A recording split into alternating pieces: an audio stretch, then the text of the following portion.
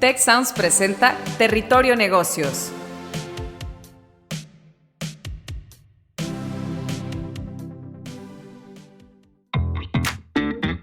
Ahora entramos a Territorio Negocios. Un espacio de diálogo y reflexión sobre las nuevas tendencias y transformaciones de los negocios en México, América Latina y el mundo. Yo soy Alicia Galindo. Yo soy Jaime Martínez y te damos la bienvenida al podcast de EGADE Business School y la Escuela de Negocios del Tecnológico de Monterrey. Bienvenidos a un episodio más de Territorio Negocios. Además de escucharnos, queremos invitarte a unirte a la conversación con el hashtag Territorio Negocios a través de la red social de tu preferencia. El episodio de hoy nos reúne en torno a un tema muy vigente, muy actual, que es la venta de Citi de Banamex. Y la pregunta, ¿cuál será el impacto? Para discutir este tema que está en boca de muchos, tenemos por un lado a la doctora María Concepción del Alto, directora de la maestría en finanzas en EGADE Business School, sede Monterrey. Y tenemos también al célebre periodista de negocios Rodrigo Pacheco, quien es titular de Imagen Empresarial y la sección Negocios en Imagen Televisión, como también columnista de Dinero en Imagen. Sean muy bienvenidos, Rodrigo y Conchita. Y yo soy su anfitrión, Jaime Martínez, decano regional en la Ciudad de México de la Escuela de Negocios del Tecnológico de Monterrey. Nuevamente, qué gusto tenerlos con nosotros. Un gusto, Jaime, un honor y qué gusto estar contigo y con ustedes en este espacio, con la doctora Concepción también. Igualmente, Jaime y Rodrigo, pues me alegra estar en este espacio y con todo el público que en este momento nos está escuchando. Al tiempo que estamos grabando este episodio, Citigroup o Citi ha anunciado que venderá su negocio de banca de consumo y empresarial en México.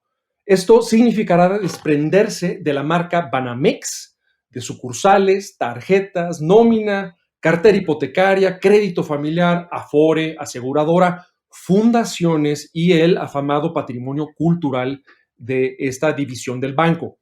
Asimismo, Citi ha apuntado que retendrá la banca mayorista, lo que tradicionalmente en México se llama la banca corporativa, es decir, los mercados, casa de bolsa y el negocio de banca privada global. Esa parte la retiene.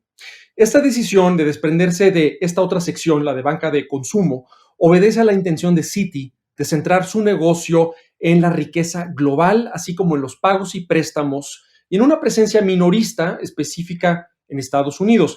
Pero por supuesto, la mayoría de las preguntas giran en torno a las implicaciones de esta decisión sobre México, sobre el panorama propio del país, sobre todos los que somos o pudiéramos ser tarjetavientes o cuentavientes de este banco.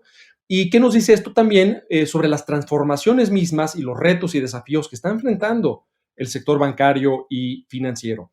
Conchita y Rodrigo, ¿qué nos dice este anuncio sobre la confianza de los bancos e inversionistas extranjeros sobre el futuro de México? Pues, estimado Jaime, pienso que se trata, digamos, de un anuncio que sin duda tiene una lógica de negocio, una lógica corporativa dentro de una estrategia de Citi, que definió cuando entró en marzo del año pasado su presidenta.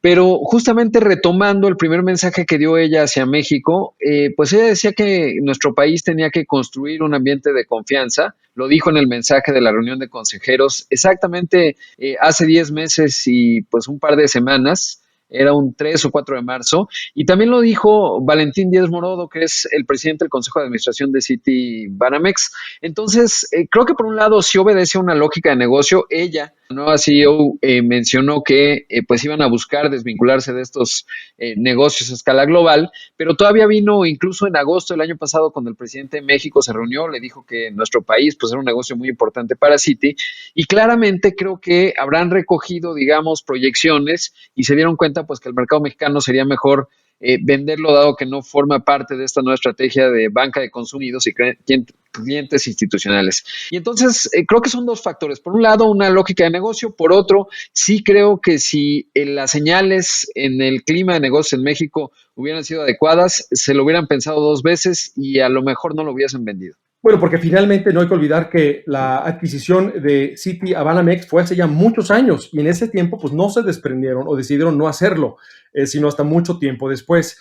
Conchita, lo que menciona Rodrigo sobre pues, el que esto, además de una decisión propia de negocios independiente de la situación en México, sí pudiera estar influenciado por la coyuntura actual, ¿coincides con ello o crees que es una decisión completamente independiente del panorama económico del país? Sí, gracias, Jaime. Pues en mucho coincido con lo que menciona Rodrigo. Pues esta decisión proviene de una estrategia que ya tiene el grupo a nivel global y se están desprendiendo también en otras regiones geográficas de este segmento.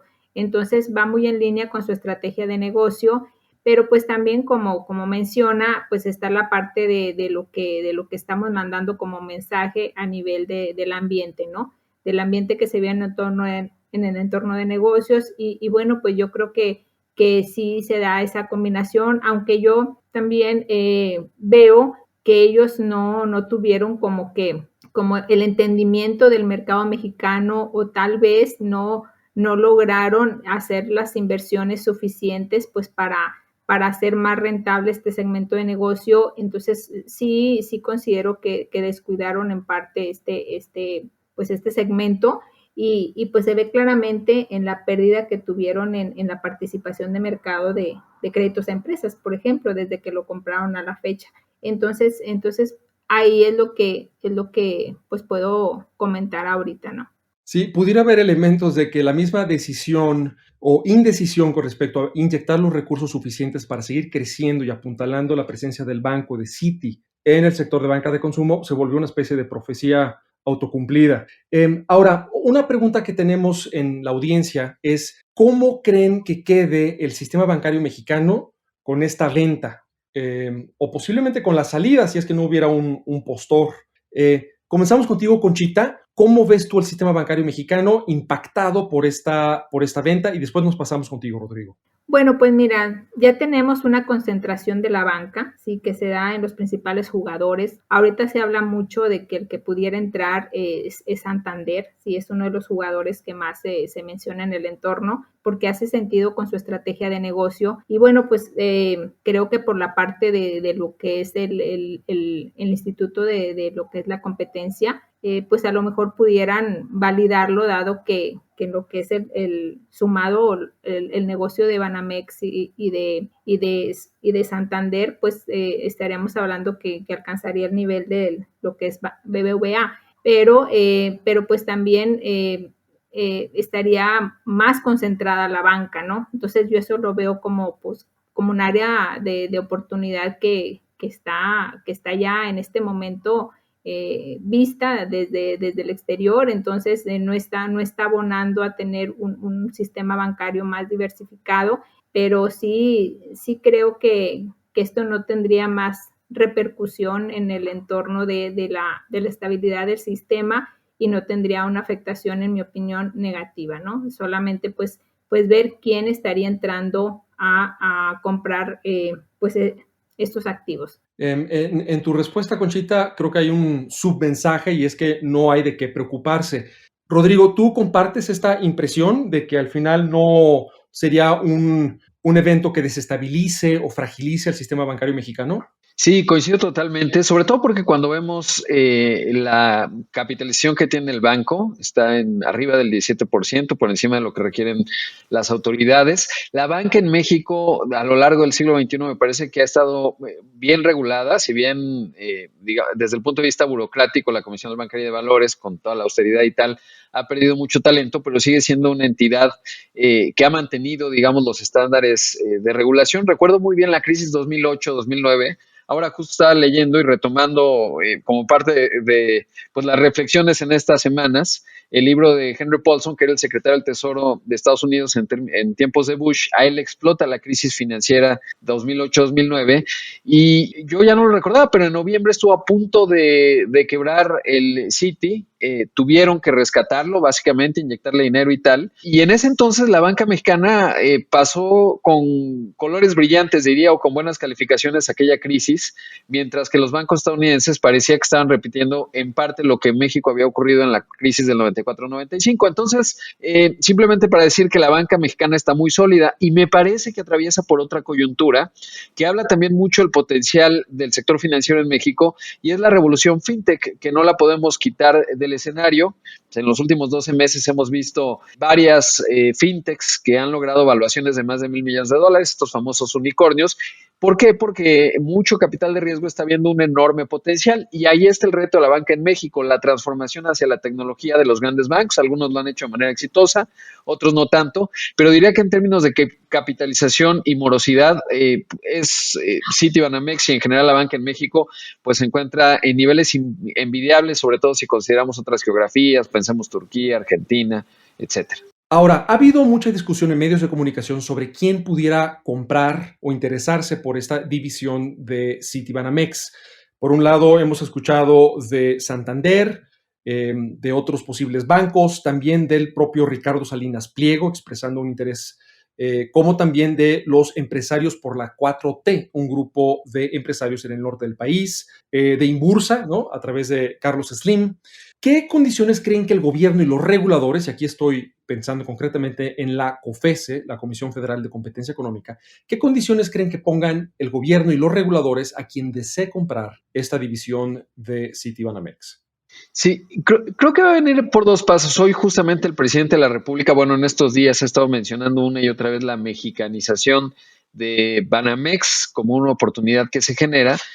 A mí me parece, si bien pues en ciertos ámbitos podría pensarse que hablar de una mexicanización puede resultar pues, un poco fuera de lugar, pero recordando y repasando los pasajes de 2008-2009, pues en ese entonces realmente, y me acuerdo mucho que se discutía pues de la posibilidad de que justamente ante el colapso de Citigroup, pues entrara capital mexicano. O sea, esta no es una discusión nueva. Eso por un lado. Y pesará mucho, sobre todo en una administración como la que estamos viviendo, que es pues en donde el presidente le imprime una marca muy importante por encima de sus secretarios, pues esto sí que manda una señal muy potente. Y en la propia Secretaría de Hacienda, en el primer comunicado que envió al respecto, pues decía eso, ¿no? Les preocupaba la concentración, ellos no hablaban de capital mexicano, si lo ha dicho el presidente, lo cual pesó un montón. Y por otro lado, la Comisión Federal de Competencia Económica, que evidentemente, de manera independiente, porque parecería que van en dos ejes totalmente distintos, bien por la autonomía de la COFESE, mal porque a veces se requiere cierta coordinación y criterios unificados, cosa que no, digamos que a la COFESE la dejan un poco abandonada, y en ese sentido pues creo que sí vamos a ver una posibilidad de varios tipos de entendimientos de empresarios de capital mexicano.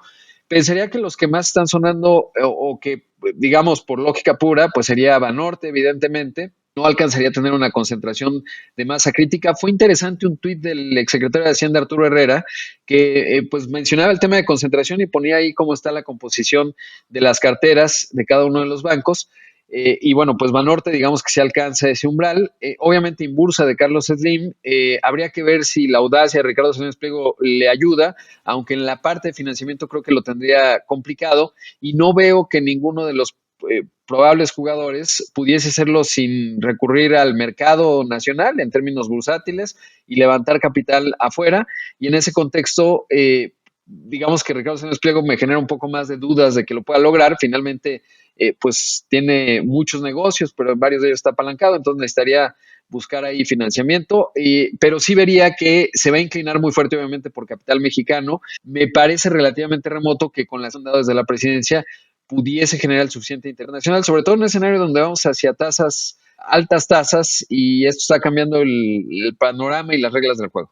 Conchita, pues Rodrigo acaba de hablarnos de varios elementos y él de alguna manera está haciendo sus apuestas. Si tú tuvieras que apostar sobre quién podría comprar Banamex, si fuera alguien nacional o extranjero, ¿qué te dice tu intuición financiera? Sí, ahorita les comentaba de que se menciona Santander como uno de los posibles candidatos, pero yo veo ahí un punto negativo como el hecho de que se concentraría la participación española en la banca mexicana, ya teniendo a BBVA en el primer lugar y bueno, pues sería segundo lugar Santander con más Banamex. Entonces se me hace muy arriesgado como que el presidente o el gobierno estuviera dando visto bueno a eso, ¿no? Dado también las señales que ha estado mandando, los constantes, pues ahí roces que se ha tenido con el gobierno español. Entonces por ese lado me surge como cierta por así decirlo, cuidado de que pudiera ser un Santander. También hay que considerar, en mi opinión, a los bancos brasileños que son muy fuertes y que, pues no olvidemos que el mercado mexicano es muy, muy interesante por el tamaño de población que tenemos, ¿sí? Por el área de oportunidad que hay. Un punto que hay que considerar es que pues somos uno de los mercados que tiene el mayor margen de intermediación, entonces pues para lo que es el segmento de banca de consumo eso es algo muy, muy atractivo. Y bueno, pues creo que Banamex no lo supo aprovechar, pero pues otros bancos que sí están con toda la disposición de invertir, de darle la vuelta, de meter más recursos a todo lo que es la tecnología y que bueno, pues no lo hizo Banamex, entonces le puedan sacar una buena rentabilidad. Entonces yo creo que pueden ahí surgir candidatos de otros mercados y pues sí lo veo, en mi opinión, complicado que pudiera ser un banco mexicano, a excepción de que fuera Banorte, como dijo ahorita Rodrigo, o que fuera Carlos Slim a través de Inbursa, ¿no? Pero pues por ahí no, en mi opinión, yo no veo muy viable a Ricardo Salinas, Diego y pues al grupo de empresarios por la cuarta T, ¿no? Entonces, eso es lo que podría complementar. Conchita, ¿tú consideras que los actuales clientes de Citibanamex tienen algo de qué preocuparse o crees que van a ser negativamente afectados de alguna manera por este anuncio? No, para nada. Sí, esto es simplemente, pues va a cambiar el dueño. Entonces nosotros como cuentavientes o usuarios de la banca, ya sea un crédito bancario, un crédito automotriz, una tarjeta de crédito, una inversión que tengamos en este segmento. O tu cuenta de ahorro para el retiro, ¿no? Sí, también no le veo yo ninguna complicación, simplemente pues se cambia de dueño, pero pues se van a seguir manteniendo todo lo que es la operación normal, de eso yo no le veo ningún nivel de complicación, dada la solvencia y solidez que tiene el banco, entonces por este lado no hay ningún problema, entonces todos los usuarios no tenemos de qué preocuparnos, tenemos que seguir pagando los créditos, en caso de que así lo tengamos, pues simplemente a la empresa que ahorita vaya a ser la dueña o la institución que vaya a ser la dueña, perdón, y bueno, pues también para lo que es nuestro fondo para el retiro, ¿verdad? Porque también ese es un segmento muy importante que también pues se tiene que analizar, ¿no? Bueno, eso debe dejar tranquilos a muchos de nuestros escuchas. Rodrigo, una pregunta para ti y que desde una escuela de negocios como lo es la que tenemos en el TEC y EGADE Business School nos resulta muy interesante y es si esta venta de Banamex, al mismo tiempo que vemos el éxito que están teniendo los así llamados neobancos y las empresas de fintech, si esto estará insinuando que ya no es negocio tener un banco tradicional. ¿Tú qué opinas? Yo creo que sí, todavía es un buen negocio tener un banco tradicional, pero sí tiene que ser un banco tradicional en una profunda transformación. La verdad, el ejemplo de BBVA, lo que ha estado haciendo en una transformación además surgida desde México, me parece que pues ha puesto todo un estándar a la banca, sobre todo porque en algún momento he pensado que BBVA es la fintech más grande que hoy tiene México, sobre todo porque ha logrado captar pues en muy poco tiempo más de 10 millones de usuarios electrónicos, es decir, que ya no van ni tienen nada que ver con la banca. Entonces sí creo que es posible la transformación, pero sí creo que el futuro de la banca sin esa transformación realmente se antoja muy remoto. Y creo que ahí vamos a ver en los siguientes 5 años probablemente, pues cómo algunos bancos empiezan a perder preeminencia. No que, digamos, vayan a colapsar ni mucho menos, por lo que ya decíamos, hay una buena regulación, se mantienen índices de capitalización, hay alertas tempranas, etcétera. Digamos que esa lección la aprendimos desde el 94-95, pero sí creo que hay bancos que no lo van a lograr porque no es sencillo el tema de los legacies, los sistemas y los hilos con los que trabajan muchos bancos tradicionales en México versus la agilidad que puede tener, por ejemplo, un Nubank, ¿no? O nuevas metodologías incluso en la evaluación de riesgo para otorgar créditos como confío en la banca empresarial o para pequeñas empresas, que todavía es muy pequeño, pero que finalmente pues ya empiezan a dar visos de lo que está sacudiendo a la banca y que es uno de los sectores que no solo en México, sino a nivel mundial, pues se está transformando rápidamente y parecería por el capital que se le ha invertido que esto inevitablemente va a ocurrir. Es interesante que tocas el tema de BBVA como el ejemplo de una organización que no solamente se queda en la transformación digital, y creo que este es un banco en particular que ha tenido grandes avances en su digitalización, sino que también conecta la transformación digital con esa transformación en procesos, en cultura organizacional, en entendimiento del negocio y de los modelos, que es finalmente también de lo que tiene que ir apalancada esa transformación, una cosa nutriendo a la otra en una especie de círculo virtuoso.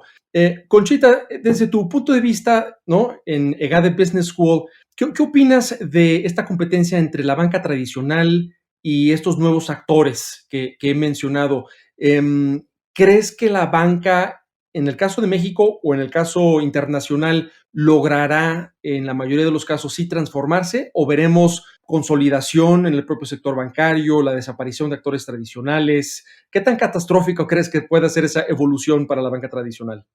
Pues sí, definitivamente coincido con lo que menciona ahorita Rodrigo. O sea, una banca que no lleve a cabo un proceso de transformación digital y que meta procesos innovadores, pues sí, la va a tener más difícil y probablemente pueda llegar a desaparecer. Entonces, es algo que se requiere para poder enfrentar la competencia, y no nada más de otros bancos, ¿no? Sino de otros jugadores en el mercado. Por ejemplo, Liverpool, ¿no? Que es un jugador muy importante en tarjetas de crédito, ¿no? Ahorita está dentro de los primeros 4 emisores de tarjetas de crédito. Entonces, pues es una competencia que tú antes no veías venir. Oye, una tienda departamental, o sea, pues no, ¿de dónde? ¿Cómo? Bueno, ya tienes una tarjeta de crédito que es muy abierta para todo lo que la quieras usar, ¿no? Entonces, ahí hay un tipo de competencia a la que se están enfrentando, y eso se vuelve pues mucho más complicado en el sistema bancario. Entonces, pues para una banca tradicional es algo muy retador, y si no se involucran en este proceso de innovación, pues sí va a ser muy difícil su permanencia. Otro ejemplo que tenemos, a mí me gusta mucho también el caso de Banregio, ¿no? Un banco que es relativamente pequeño comparado contra, bueno, BBVA, Santander o Banorte, pero que ha hecho muy bien su proceso de lo que es innovación, ¿no? Entonces tienen ahí una banca digital que es a través de Hey, por ejemplo, donde bueno, pues han hecho